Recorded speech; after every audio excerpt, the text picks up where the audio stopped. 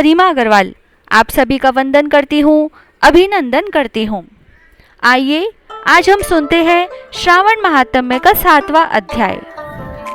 ईश्वर बोले, हे सनत कुमार, अब मैं अत्युत्तम भौम व्रत का वर्णन करूँगा, जिसके अनुष्ठान करने मात्र से वैधव्य नहीं होता है। विवाह होने के पश्चात 5 वर्षों तक यह व्रत करना चाहिए। इसका नाम मंगला गौरी व्रत है। यह पापों का नाश करने वाला है। विवाह के पश्चात सावन मास के प्रथम मंगलवार को यह व्रत आरंभ करना चाहिए। केले के खंभों से सुशोभित एक पुष्प मंडल बनाना चाहिए और उसे अनेक प्रकार के फलों तथा रेशमी वस्त्रों से सजाना चाहिए।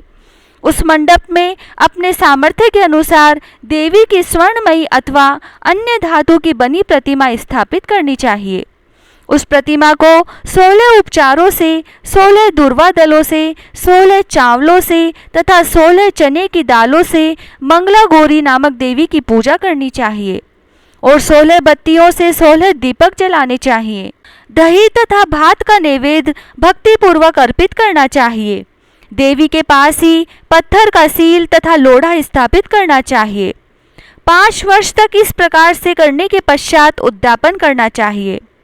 माता को वायन प्रदान करना चाहिए, जिसकी विधि आप सुनिए। अपने सामर्थ्य अनुसार एक पल प्रमाण स्वर्ण की अथवा उसके आधे प्रमाण की अथवा उसके भी आधे प्रमाण की मंगला गौरी की प्रतिमा निर्मित करानी चाहिए। अपनी शक्ति के अनुसार स्वर्ण आदि के बने तंडुल पूरित पात्र पर वस्त्र तथा रमणीय कंचों की ओढ़नी रखकर उन दोनों के ऊपर देवी की प्रतिमा स्थापित करनी चाहिए। पास में चांदी से निर्मित सिल तथा लोढ़ा रखकर माता को वायन प्रदान करना चाहिए। इसके बाद 16 सुवासिनियों को प्रयत्नपूर्वक भोजन कराना चाहिए। हे विप्र, इस विधि से व्रत करने पर 7 जन्मों तक सौभाग्य बना रहता है और पुत्र पौत्र आदि के साथ संपदा विद्यमान रहती है। सनत कुमार बोले, सर्वप्रथम इस व्रत को किसने किया था और किसको इसका फल प्राप्त हुआ? हे शंभो, जिस तरह से मुझे इसके प्रति निष्ठा हो जाए, कृपा करके वैसे ही बताइए।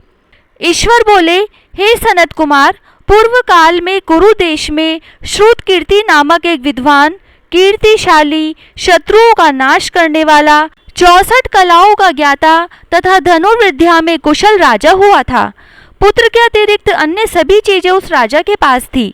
अतः वह राजा संतान के विषय में अत्यंत चिंतित हुआ और जब ध्यानपूर्वक देवी की आराधना करने लगा, तब उसकी कठोर तपस्या से देवी प्रसन्न हो गई और उससे बोली कि हे सुव्रत, वर मांगो।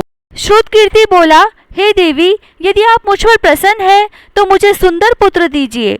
हे देवी, आपकी कृपा से अन्य किसी भी वस्तु का अभाव नहीं है। उसका यह वचन सुनकर पवित्र मुस्कान वाली देवी ने कहा, हे राजन, तुमने अत्यंत दुर्लभ वर मांगा है, फिर भी कृपावश मैं तुम्हें अवश्य दूंगी। किंतु हे राजेंद्र, सुनिए, यदि परम गुणी पुत्र चाहते हो तो केवल 16 वर्ष तक जीवित रहेगा और यदि रूप तथा विद्या से विहीन पुत्र चाहते हो तो दीर्घजीवी होगा। देवी का यह वचन सुनकर राजा चिंतित हो उठा और पुनः अपनी पत्नी से परामर्श करके उसने गुणवान तथा सभी शुभ लक्षणों से संपन्न 16 वर्ष की आयु वाला पुत्र मांगा। तब देवी ने भक्ति संपन्न राजा से कहा, हे नृपनंदन, मेरे मंदिर के द्वार पर आम का वृक्ष है।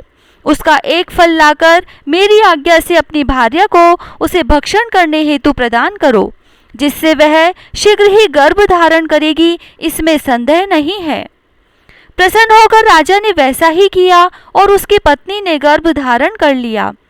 10वें महीने में उसने देवतुल्य सुंदर पुत्र को जन्म दिया।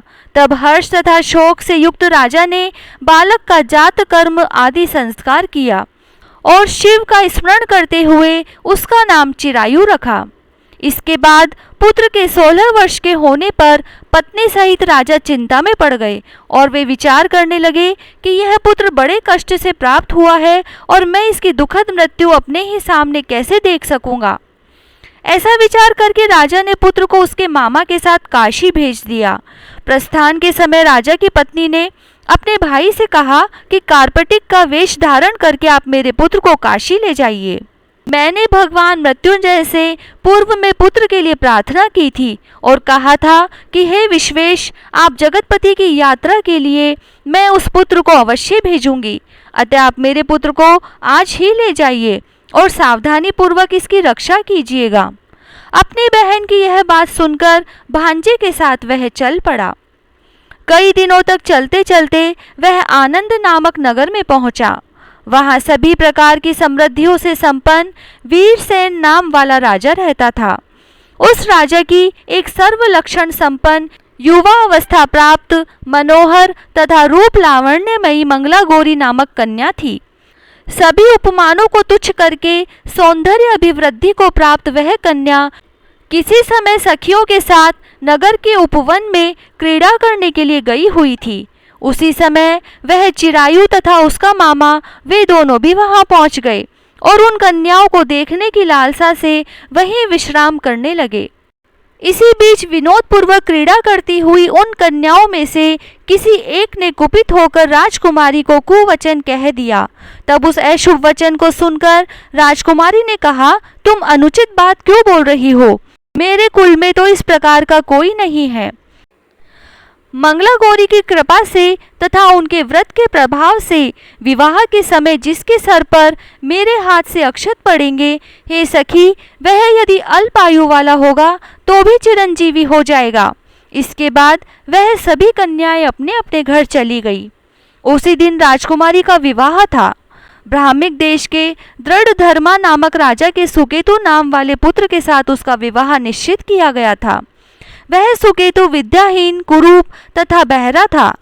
तब सुकेतु के साथ आए हुए उन लोगों ने विचार किया कि इस समय कोई दूसरा श्रेष्ठ वर ले जाना चाहिए और विवाह संपन्न हो जाने के बाद वहां सुकेतु पहुंच जाए। उन लोगों ने चिरायु के मामा के पास जाकर याचना की कि आप इस बालक को हमें दे दीजिए, जिससे हमारा कार्य सिद्ध हो जाए। इस पृथ्वी पर परोपकार के समान दूसरा कोई धर्म नहीं है। उनकी बात सुनकर चिरायु का मामा मन ही मन बहुत प्रसन्न हुआ, क्योंकि इसने उपवन में पहले ही कन्या मंगला गौरी की बात सुन ली थी। फिर भी उसने एक बार कहा कि आप लोग इसे किस लिए मांग रहे हैं? कार्य की सिद्धि हेतु वस्त्र, अलंकार आदि मांगे जाते हैं, वर तो कहीं भी नहीं मांगा जाता। तथापि आप लोगों का सम्मान रखने के लिए मैं इसे दे रहा हूँ। इसके बाद चिरायु को वहां ले जाकर उन लोगों ने विवाह संपन्न कराया। सप्तपदी आदि के हो जाने पर रात्रि में शिव पार्वती की प्रतिमा के समक्ष उस चिरायु ने हर्षयुक्त होकर मंगला गौरी के साथ शयन किया। उसी दिन चिरायु के 16 वर्ष पूर्ण हो चुके थे और अर्धरात्रि में साक्षात काल सर्प रूप में वहां आ गया। इसी बीच संयोगवश राजकुमारी जाग गई।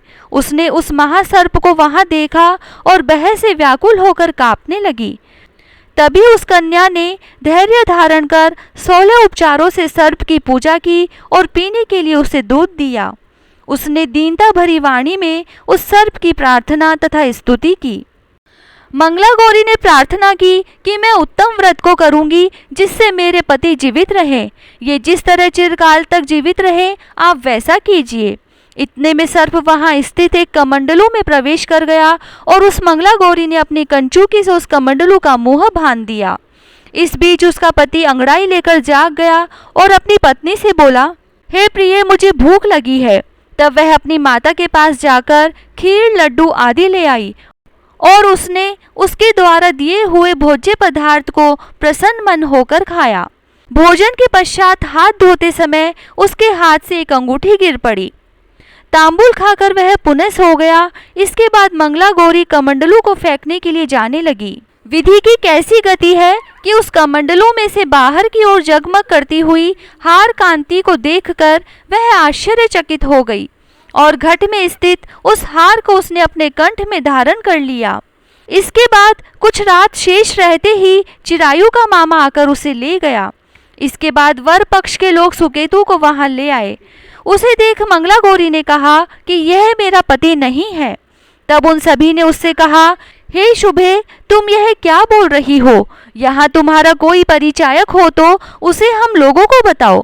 मंगला गौरी बोली, जिसने रात्रि में 9 रत्नों से बनी अंगूठी दी है, उसकी अंगुली में इसे डालकर परिचायक निशानी देख लें। मेरे पति ने रात्रि में मुझे जो हार दिया था उसके रत्नों का समुदाय कैसा है, इस बात को यह बताए। यह तो कोई अन्य ही है। इसके अतिरिक्त रात्रि में आम सींचते समय उनका पैर कुमकुम से लिप्त हो गया था, वह मेरी जांघ पर अब भी विद्यमान है।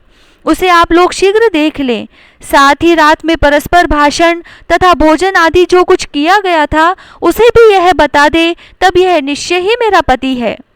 इस प्रकार उसका वचन सुनकर सभी ठीक है कहने लगे, किंतु जब एक भी बात न मिली तब सभी ने सुकेतु को उसका पति होने से निषिद्ध कर दिया और वर पक्ष वाले जिस तरह से आए थे उसी तरह से चले गए। उसके बाद अपने वंश को बढ़ाने वाले महान यश से संपन्न तथा परम मनस्वी मंगलागौरी के पिता ने अन्न पान आदि का सत्र चलाया। उन्होंने वर पक्ष का वृत्तांत कानों कान सुन लिया कि स्वरूप से कुरूप होने के कारण लोगों के द्वारा किसी अन्य को वर के रूप में आदर पूर्वक लाया गया था। तब उन्होंने अपनी कन्या को पर्दे के भीतर बैठा दिया। उसके बाद 1 वर्ष बीतने पर यात्रा करके चिरायु अपने मामा के साथ यह देखने आया कि विवाह के बाद वहाँ क्या हुआ। तब उसे गवाक्ष के भीतर से देखकर वह मंगलागौरी अत्यंत प्रसन्न हुई और माता पिता से बोली कि मेरे पति आ गए हैं। राजा ने अपने सहजनों को बुलाकर पूर्व में कहे गए सभी परिचायकों को निशानी को देखकर मंद मुस्कान वाली अपनी कन्या चिरायु को सौंप दी। राजा ने शिष्टजनों को साथ लेकर विवाह का उत्सव कराया। इसके बाद राजा वीरसेन ने वस्त्र आभूषण आदि सेना घोड़े रथ और अन्य भी बहुत सी सामग्रियां देकर उन्हें विदा किया। उसके बाद कुल को आनंदित करने वाला वह चिरायु पत्नी तथा मामा को साथ लेकर सेना के साथ अपने नगर पहुंचा। लोगों के मुख से उसे आया हुआ सुनकर उसके माता पिता को विश्वास नहीं हुआ। उन्होंने सोचा कि प्रारब्ध अन्यथा कैसे हो सकता है। इतने में वह अपने माता पिता के पास आ गया और स्नेह से परिपूर्ण वह चिरायु भक्तिपूर्वक उनके चरणों में गिर पड़ा।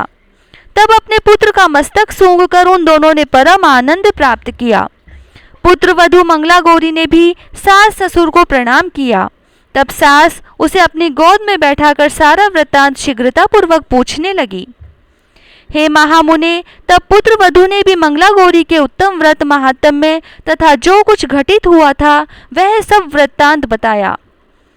हे शरद कुमार, मैंने आपसे इस मंगलागौरी व्रत का वर्णन कर दिया। जो कोई भी इसका श्रवण करता है अथवा जो इसे कहता है उसके सभी मनोरथ पूर्ण हो जाते हैं, इसमें संदेह नहीं है। सूची बोले, हे ऋषियों, इस प्रकार शिवजी ने सनत कुमार को यह मंगलागौरी व्रत बताया और उन्होंने सभी कार्य को पूर्ण करने वाले इस व्रत को सुनकर महान आनंद प्राप्त किया। इस प्रकार श्री स्कंद पुराण के अंतर्गत ईश्वर सनत कुमार संवाद में श्रावण मास महात्म्य में मंगलागौरी व्रत कथन नामक 7वां अध्याय पूर्ण हुआ। ओम नमः शिवाय।